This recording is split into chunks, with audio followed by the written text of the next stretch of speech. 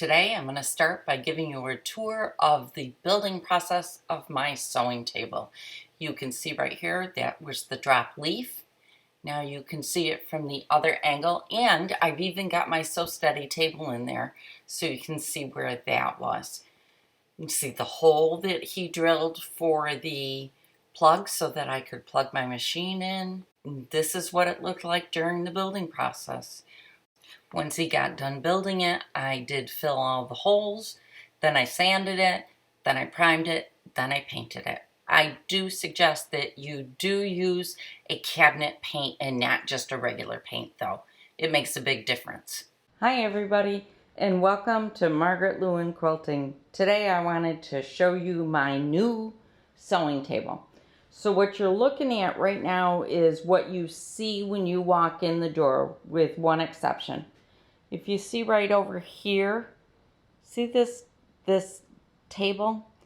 The table's folded down right now. When we'd originally designed it, what we were going to do is be able to move that table up and down just to give me a little bit more room. How you're seeing it right now is the size that I had prior to getting my new machine. So the first thing I'm going to do is set up the other side of the table so that you can see what a difference this makes. And then I will come back and start walking you through the rest of it. So in order to change this table, all I do is pick it up. And there's a bungee cord right underneath here. And I just unhook the bungee cord, which is going to take me a second, of course.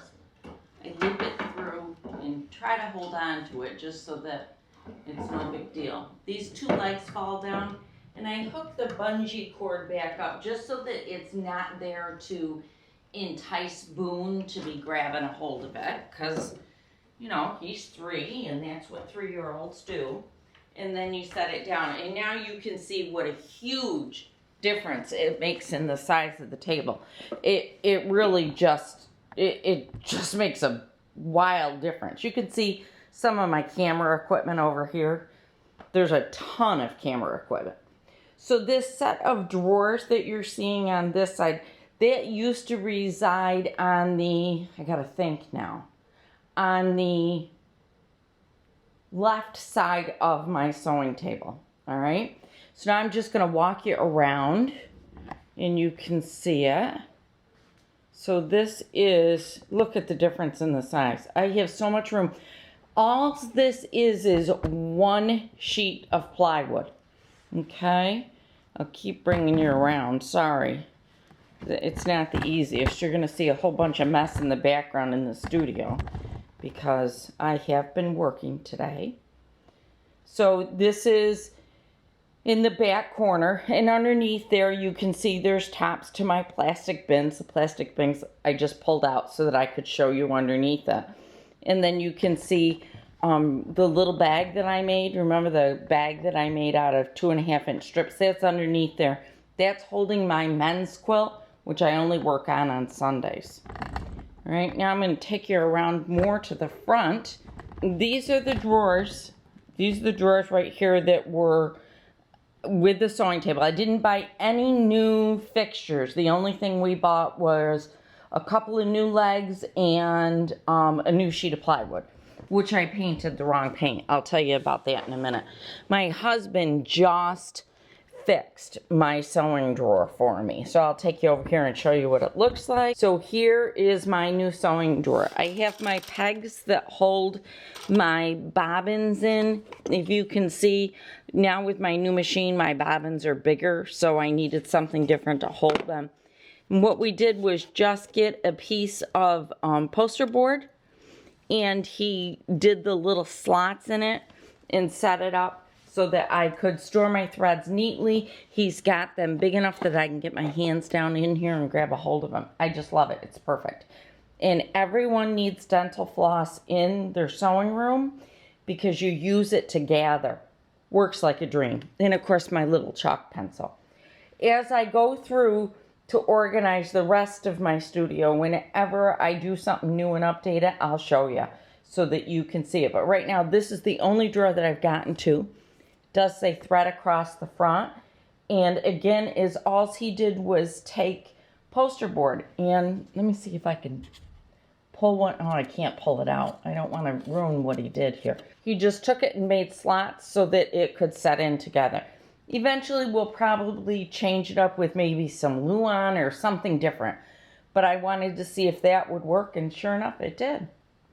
So I'm going to shut that, and now I'll take you to the sewing table itself. So now you can see my new sewing table itself. There is my Bernina 790 Plus. And to show you how I normally have it organized and what's going on with it, you can see here to the left, I've been playing with half square triangle papers today for our swap. The swap is coming up very quickly. Make certain that you're signed up to get my newsletter. I'll put a link below. It's on the front page of my website, which is Miss Marker's Quilts. You can see right down there, there's my Sunday project and all my cords. The pretty flowered box actually holds my internet cord because on Sundays, I put my computer, where do I put? I put my computer right about there so that you guys can see what I'm doing. There are my Karen K. Buckley scissors that I tell you I always have sitting there, and I do. Here's a piece of paper that I have to keep down there so that my mouse works properly for the Sunday lives. And there is my wonderful little pin cushion, my seam ripper that I love. And then I always leave these few things out here. There's always a white and a neutral thread sitting out here. And then I've got a couple of bobbins.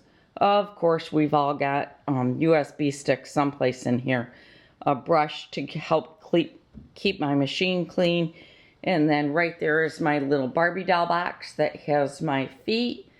And on the other side of my machine, you can see my Wonder Clips. Those are the little cork wallets I just made. And that's another one of my little projects that I do off screen once in a while. Not very often, but once in a while. So to explain what we did was, let me see if I can back up so that you can see a little bit more of it. We took a full size sheet of plywood.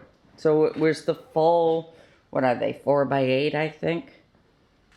Took the full size sheet of plywood, and he measured out the size of my Sew Steady table and my machine together. So we set it all up, measured all out, and what he did was he literally dropped it down so that my Sew Steady table was flat with the rest of the table. So I'm able to have all of this additional space all around to support any quilt that I'm working on or any large project. And I will tell you, it comes in really handy, especially when I'm doing things like binding on a king-size quilt. It makes a huge difference. And then for this part of the table, what he did was he built a support system underneath, and just, we had, I think, a scrap piece of plywood for above this end. So I do have a little bit of support also next to me, which I find is something else that I did really miss. That was probably the only thing that I really missed with the other table, was a lack of support on this side. That's all he did. He reinforced it with, I think they're 2x4s or 2x6s. I'm not sure exactly what these are. I guess I could take this and measure it. It looks like it is must be a 2x4. Yeah, or a 1x4. I'm not sure, guys. I'm not a carpenter. And you can see he reinforced it all underneath. We did put a whole lot more legs on this than what we had before, but we felt that it really needed it. Underneath here, this is a full 1-inch piece of plywood. And obviously it's this cutout piece that he used when he cut out the table, and it just really works out great. I mean, it was really simple. We didn't spend a lot of money on it. I will tell you the one place that I went wrong was I didn't double check my paint when I painted it. I grabbed a paint that I thought was a white paint, and come to find out it was not a heavy duty paint, and I'll walk you around and show you what has happened because of that. Can you see like all these little scratch marks? That is because the paint is just not holding up the way the other paint that I had did.